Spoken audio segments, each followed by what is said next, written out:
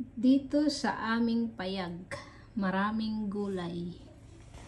Kamatis, repolyo, broccoli, carrots, sitaw, ampalaya, patula, talong, mais, cucumber, bell pepper, at saka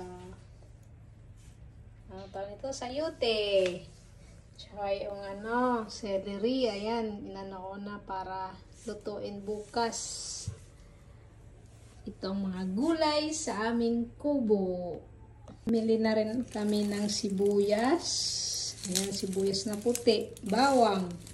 Singkamas. May dyan ko nakasabit.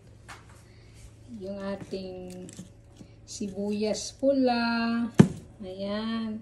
Meron pa doon patatas. Yan pa, sakaling magkagulo dito sa Manila, ayan ang aming mga gulay. Sold namin tiyan.